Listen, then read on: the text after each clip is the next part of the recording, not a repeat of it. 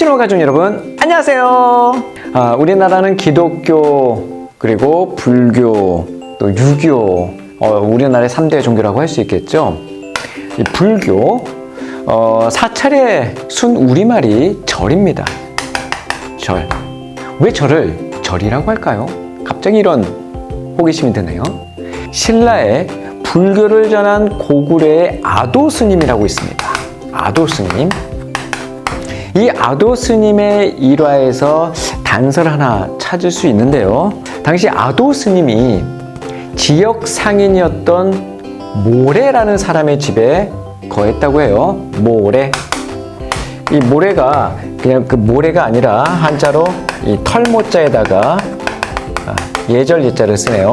이 모래라는 사람의 집에서 머슴으로 기거하면서 은밀하게 불법을 전파했다고 합니다. 그런데 공주의 병이 낫기도 하고 어느 날 한겨울에 눈밭에서 칡농쿨이 자라는 등 스님의 신비로운 이적에 이 모래가 감동이 된 거죠. 그리고 존경의 표시로 사찰을 지어서 바쳤다고 합니다. 바로 경상북도 구미에 있는 신라 최초의 사찰인 도리사에 대한 이야기예요. 이 이야기는 삼국사기나 삼국유사 등에도 나오는 내용이지요. 이렇듯 신라 불교의 창시자인 이 아도 스님을 따르는 무리가 많아지면서 이 모래의 집이 유명세를 타기 시작합니다. 그래서 지금도 이 모래의 집의 마당에 있는 모래의 유물은 지금 문화재 제296호로 등재되어 있다고 해요. 이러한 연유로 모래의 우리말인 이 모가 뭡니까? 털이죠? 털. 그리고 이거는 레고요. 이 털레. 털레가 덜. 그리고 절로 바뀌었다는 추측이 강력합니다. 일본어에서도 절을 데라라고 하거든요. 한국과 일본의 교류가 그만큼 오래되었음을 시사하는 그런 반증이기도 하겠지요. 일각에선 절을 많이 하는 곳이라서 절이다라고 하는 풍문도 있는데요. 어찌되었든 사찰이 한없이 마음을 낮춘 사람들의 온순한 보금자리라는 점을 감안한다면 그럴듯한 해석이기도 하겠네요. 자, 오늘 청신호 시간에 왜 갑자기 불교의 절 이야기를 하는가? 이처럼 무릎을 꿇고 납작 엎드려서 고개를 푹 숙이는 절.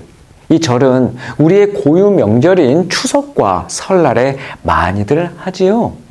커다란 보름달을 보면서 송편을 먹는 풍성한 추석.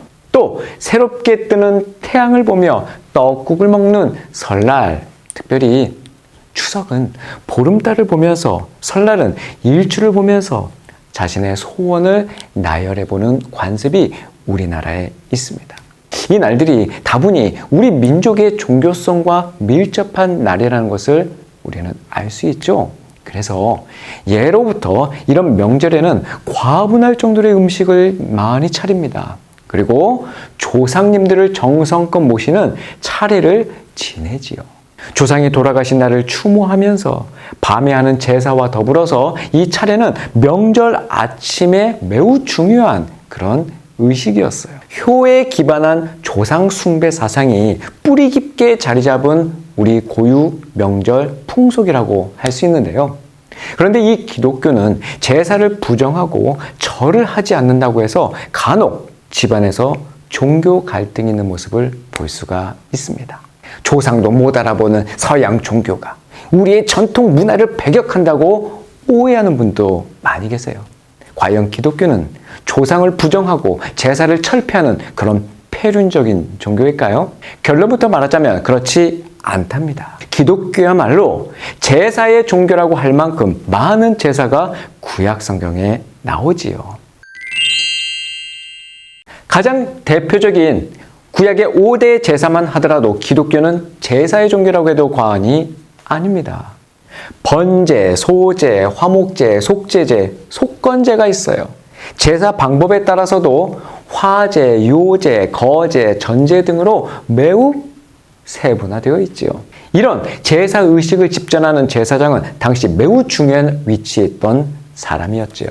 이처럼 기독교는 조상의 조상으로 계속 거슬러 올라가며 만나게 되는 진정한 조상인 바로 하나님을 섬기고 하나님을 숭배하는 제사를 매우 중요하게 여기는 종교라고 할 수 있습니다. 그렇다면 기독교의 제사와 전통 유교의 제사 간의 충돌하는 근본적인 원인은 무엇일까요? 바로 사람이 죽은 후에 어떻게 되느냐에 대한 입장 차이 때문입니다. 사람이 죽고 나면 과연 어떻게 될까요? What happens after I die? 기독교는 천국과 지옥으로 바로 나뉘어가는 직선적 세계관을 가지고 있습니다. 반면에 유교적 전통 사상에는 조상신을 현세에서도 인정하는 순환적 세계관을 가지고 있어요. 그래서 유교에서는 조상신을 모시는 제사가 매우 중요하고도 현실적인 문제가 되는 것이지요. 예를 들면 돌아가신 조상님이 지금 이 제사상에 오셔서 식사도 하신다는 생각을 하는 겁니다.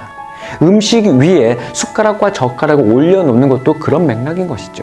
그러나 기독교는 음식을 차리고 조상을 추모하는 것까지는 동의합니다만 제사상 앞에서 조상을 신으로 만들어서 그 앞에서 절을 하는 것엔 결코 동의할 수 없는 것이죠. 절을 한다는 것은 바로 이 직선적 세계관과의 정면 충돌을 의미하는 것이기 때문에 매우 중요한 문제가 됩니다. 예배의 어원이 바로 샤하입니다. 히브리어로 납작 엎드린다라는 뜻이에요. 바로 절한다라는 뜻입니다. 우리는 하나님 외에 그 어떤 신에게도 납작 엎드릴 수 없는, 샤하할 수 없는, 절할 수 없는 그런 사람이죠.